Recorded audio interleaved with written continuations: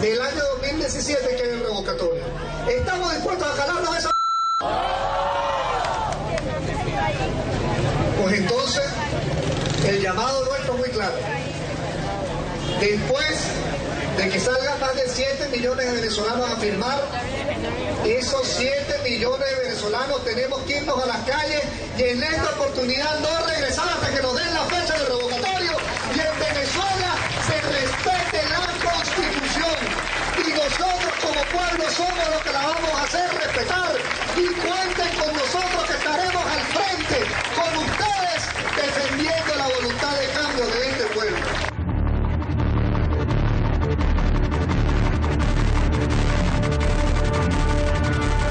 El primer acto que declaró la existencia de la República de Venezuela fue un acto de desobediencia. Y más reciente, el 23 de enero de 1958, fue precisamente eso.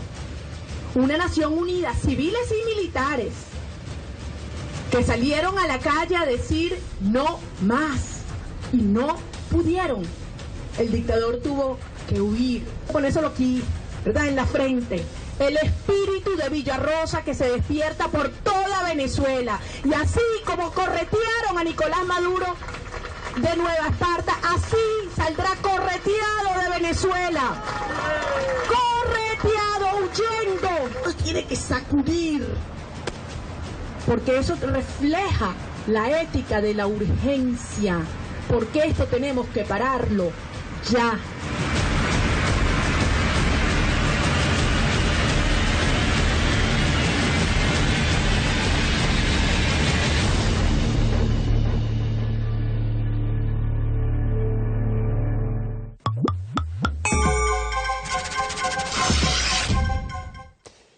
A ver, ustedes vieron las pocas personas que estaban ahí, ¿sí? Eso también habla de unos partidos que quieren sobrevivir a la MUD, haciendo de esta una especie de 1 más 1, más 1 más 1 que nunca será 4, un 1 más 1 que nunca será 2. Porque el gran problema que se tiene en estos momentos es la falta de criterios consensuados y liderazgos comunes. Es por esto que Diego Arria, por ejemplo, e Iván Ballesteros, desde Miami, arremeten contra la MUD afirmando que no son sinceros y en pequeños grupos internos quieren controlar la política en Venezuela. Eso no lo estoy diciendo yo desde Caracas, eso se está diciendo desde la mismísima Miami. Para muestra, un botón.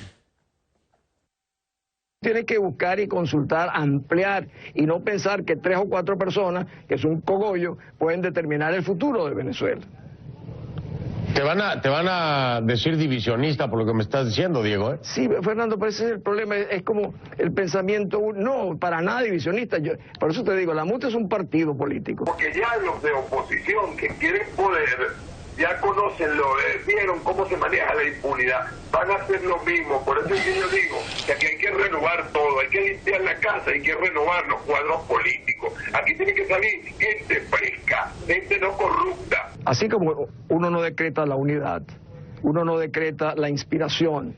La inspiración obedece a la confianza que puedan generar sus dirigentes, que le digan la verdad a la gente. Cuando yo te hablo de la mesa de la unidad, ok, yo estoy de acuerdo con que haya unidad y que se agrupan ahí todas las organizaciones políticas y que existan los partidos políticos. Claro. Pero no me puedes hablar de unidad cuando 4 partidos controlan la mesa de la unidad, porque el resto de los partidos ciudadanos, liderazgos sociales, liderazgos políticos, liderazgos parroquiales, regionales, municipales no pueden participar porque no forman parte de esos partidos. Pero no solamente, no, y es un sectarismo. Es un sectarismo, nadie puede disentir, nadie puede cuestionar, nadie puede opinar. Entonces eso es peor que lo que hay ahorita. Eso es peor que lo que hay ahorita. Entonces uno dice, uno viene luchando contra esto para que se instalen unos que son peores, porque están enmascarados. Entonces no. Ahí lo escucharon ustedes, desde diferentes programas de televisión, hechos desde Miami, programas que no tienen que ver entre ellos, y es que hay ¿cómo podríamos llamarlo para ser elegante? Diatriba, quizás, una diatriba interna en el partido MUD,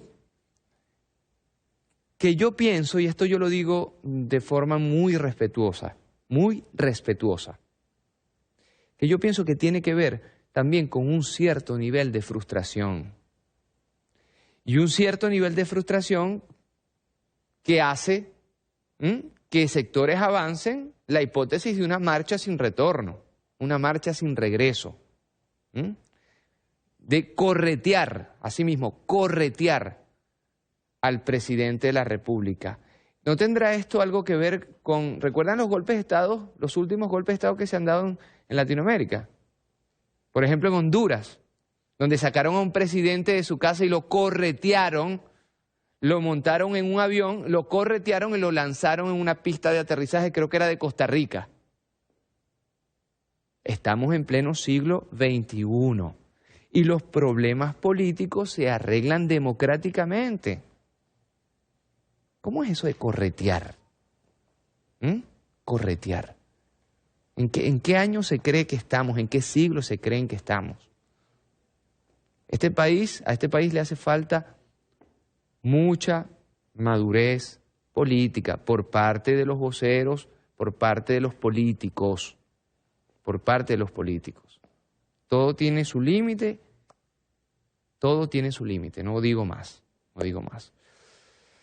El tema colombiano es un tema que sigue impactando también la realidad de Venezuela. Ustedes saben que había habido un cese al fuego bilateral entre la FARC-EP y el gobierno de Santos, es decir, el Estado colombiano. Bueno, ya eso no existe y lo decimos con mucha preocupación. Ayer lo planteábamos, el presidente Santos dijo que hasta el 31 de octubre estaba el cese al fuego. De hecho, también lo comentamos ayer, Timochenko desde Cuba, junto con la FARC, preguntaron si el cese del fuego es hasta el 31 de octubre y no indefinido como se había pactado, ¿quiere decir que comienza la guerra? Esa es la pregunta. Ahora, ustedes saben que muchos miembros de la FARC se desmovilizaron, estaban con sus familias algunos, tomaron fotos, ya se sabe quiénes son, dónde están. ¿Qué va a pasar ahí? Comienzan los vientos de la guerra nuevamente a soplar desde Colombia. Y en este sentido, el presidente de la República Bolivariana de Venezuela ordenó al ministro de Defensa, Vladimir Padrino López, tomar medidas preventivas en la frontera con Colombia ante una posible reactivación del conflicto armado en esa nación. Permítanme la expresión, qué vaina. Así de firmar definitivamente un cese al fuego ilimitado y una paz. Hay cosas que no se dicen, Por ejemplo, ustedes saben que los desplazados, los desmovilizados en Colombia a lo interno, que suman millones, si no me equivoco, entre 6 y 8 millones, no pueden ir a votar en sus lugares, ¿no? De hábitat. Y ustedes saben que no se abrió el padrón electoral en Colombia para que se pudieran inscribir. Es decir, las víctimas no votaron por millones. ¿Se dan cuenta del nivel de abstención que hubo? De 22 millones votaron 13. 6 y 6. Imagínense ustedes. Votaron 13 millones y 22 millones no votaron. De esos 13 votaron 6 y 6, más o menos, 6 y pico y 6 y pico. Y se perdió por 52.000 votos. Entonces, ¿qué legitimidad tiene esto? Vamos a decir, de 30 millones, para redondear, votaron 10, para redondear. Y de los 10, quedó un empate técnico 5 y 5. Y se ganó por 52.000 votos. Es decir, ¿qué asidero tiene eso? No se abrió el padrón electoral para que votaran la gente que ha sido desplazada por la lucha, por la guerra, por el conflicto. Hay mucha tela que cortar. Hay mucha tela que cortar. Parte de los acuerdos iban contra los terratenientes, por el tema de la tierra, contra los paramilitares.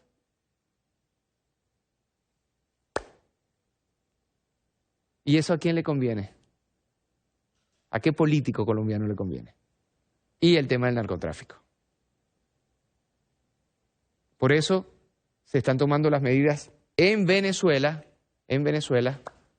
para proteger al país de un conflicto que está por explotar. Parece que algunos quieren continuar la guerra.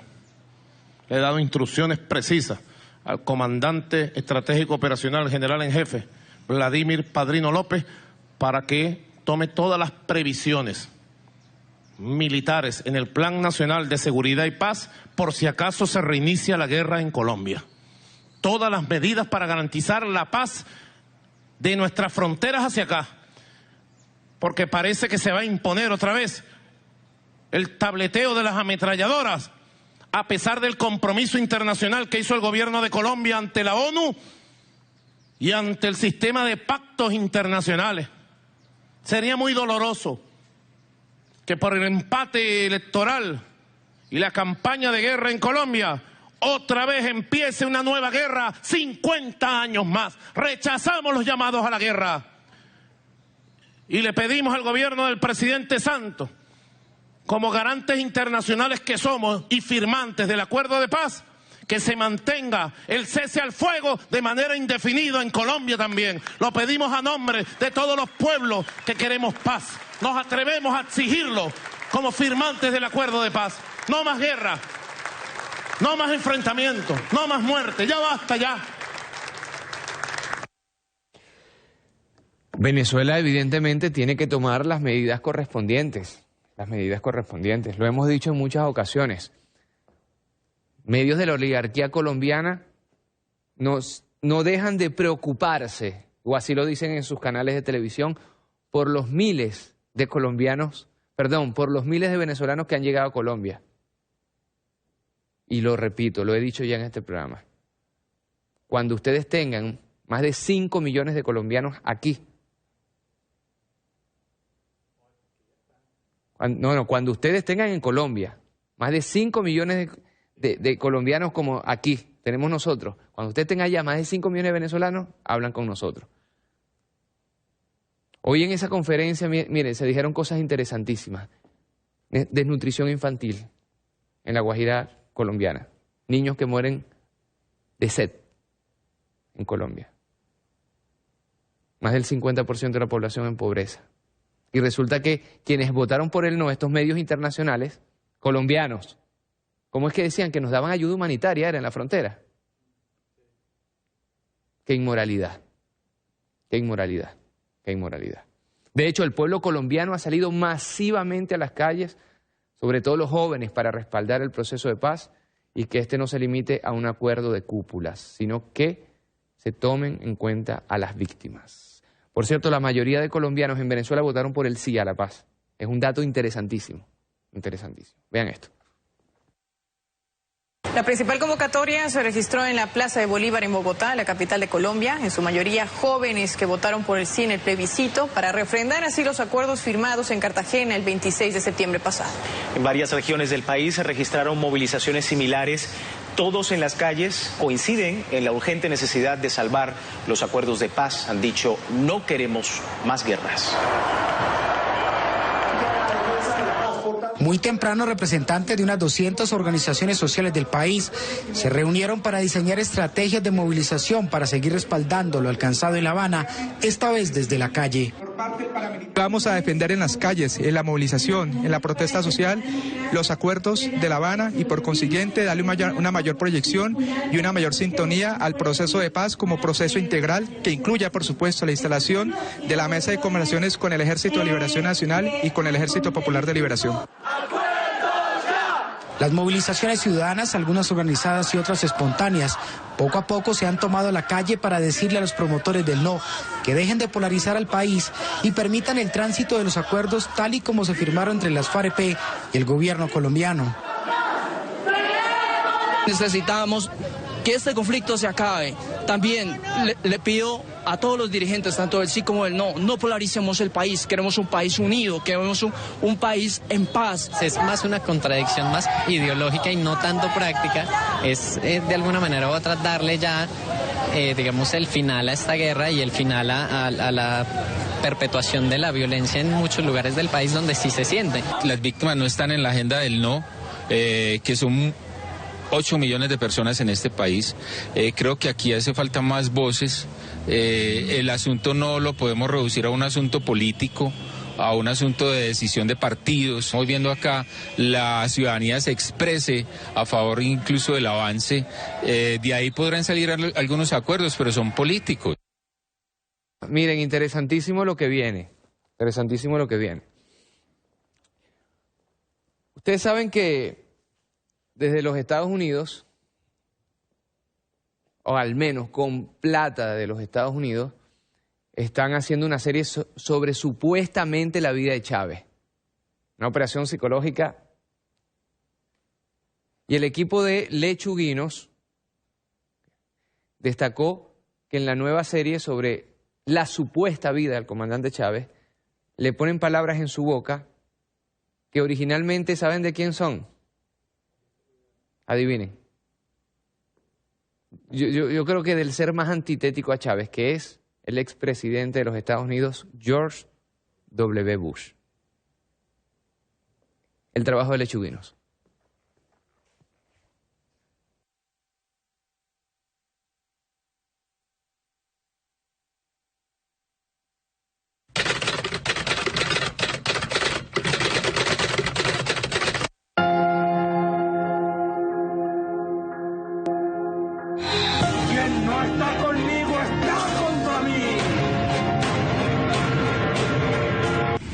Every nation in every region now has a decision to make. Either you are with us or you are with the terrorists. Either you are with us or you are with the terrorists. Either you are with us or you are with the terrorists. Ustedes, imagínense ustedes. Ahora, legalmente ellos tienen el derecho de vilipendiar así la memoria del comandante Hugo Chávez, me pregunto. Sería bueno, ¿no? Porque además tomando las frases textuales de George W. Bush, que terminó masacrando y cometiendo genocidios. Recuerden ustedes, está de más citar, ¿no? Su prontuario. George W. Bush. ¿Cuánta importancia le dan a Chávez y a su pensamiento? Que tienen que dedicarse precisamente a hacer este tipo de series para vilipendiar y trastocar a un gigante. Sobrevive, vaya si sobrevive. La historia y los personajes que la cambiaron sobreviven. ¿Ustedes se imaginan haciendo ellos una serie sobre Capriles? ¿Habría algo que decir? ¿O sobre Alup? Una serie sobre María Corina. Por algo se hace. Vamos a un corte, ya venimos.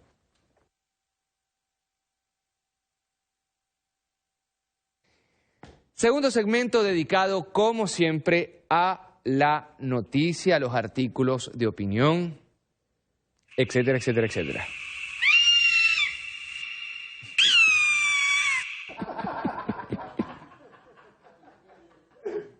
¿Tú te das cuenta? ¿Tú te das cuenta? Como que la Águila tiene hambre, chico. Este es nuestro año. Por cierto, los Leones que hicieron el año pasado, que no sé, se me olvidó. Pero mira, que arruga. Mira, como dice mi amigo. Bueno. Cuando dije que hicieron los leones el año pasado, mira cómo hace con las orejitas. Ay, papá. Mira, no te voy a responder porque estamos en vivo, ¿viste?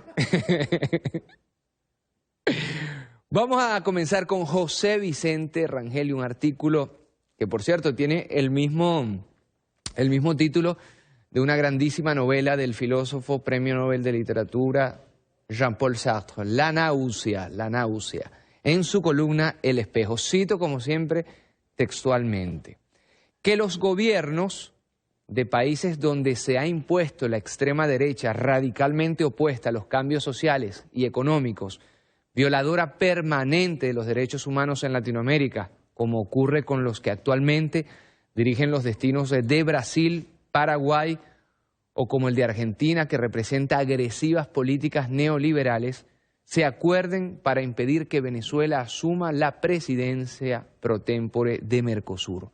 Uno lo entiende. Hacen lo que tienen que hacer, marchar en sentido contrario a la historia para garantizar la supervivencia de anacrónicos privilegios. Y confirma que esa derecha hace lo que sea: asesinar, explotar a los trabajadores, entregar la riqueza nacional, violar la Constitución, desconocer la voluntad popular expresada en comicios para acceder y controlar el poder. Pero lo que no se entiende, plantea José Vicente Rangel, y no tiene explicación, salvo que aceptemos una concepción canalla de la política, es que en el caso concreto de Mercosur, cuando se defiende un derecho que asiste a Venezuela, al conjunto de la sociedad y no solo al Estado, haya sectores que se plieguen a los agresores, que los secunden, que defiendan el atraco a mano armada del cual es víctima Venezuela. Despojan a nuestro país del derecho a ejercer un cargo como la presidencia de Mercosur, de acuerdo a normas vigentes. Continúa José Vicente Rangel. En Venezuela, la oposición está cegada por el odio y optó por renunciar a los más elementales principios de patria, soberanía, defensa de lo nacional, por la sola circunstancia de adversar al gobierno y, particularmente, al presidente Nicolás Maduro. Carece de escrúpulos a la hora de alinearse con aquellos factores que en el ámbito internacional utilizan los recursos que poseen para vulnerar los derechos de los venezolanos. La oposición que tenemos adoptó la actitud repetida reiteradamente de aliarse a las peores causas que se mueven contra el Estado y gobierno venezolanos, sin importarle para nada los peligros a que exponen el país y la contribución que le dan al aceleramiento de los procesos que se impulsan desde el exterior para colapsar el país. Continúa José Vicente Rangel planteando lo siguiente: el propósito no es otro que cercar a Venezuela, provocar el caos interno y repetir la terrible experiencia vivida por naciones como Irak, Libia y otras. Por eso la gravedad de la actual actitud de la oposición, a la que no le importa hacer causa común con cualquier iniciativa proveniente de centros de poder transnacionales. Jamás en la historia venezolana existió algo parecido. Oposición que incluso llega a repudiar y a sancionar la actitud digna de sus dirigentes que discrepan de la decisión de negar el derecho que asiste al país a presidir Mercosur, la pretensión de expulsarlo del organismo regional, una vergüenza que provoca náusea por su indignidad y por la negación que entraña de la noción de patria y de soberanía nacional. No está de más decir, así como lo plantea José Vicente Rangel, miren, es raro que en algún país, por más oposición que se sea,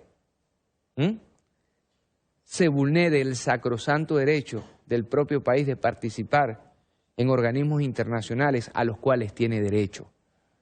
Como lo plantea José Vicente Rangel, que experiencia tiene mucha, ¿es acaso la primera vez que un sector político de Venezuela le niega de forma antinacional la posibilidad a su país, que no es solamente el Estado, sino el conglomerado de sus ciudadanos, de asistir a Mercosur y de respetar los derechos que tenemos nosotros a ser parte de Mercosur. Es algo realmente inédito, sin precedentes, En los peores conflictos de política interna, las fuerzas de un país se han unido frente a peligros externos. Parece no ser el caso, desgraciadamente, de Venezuela.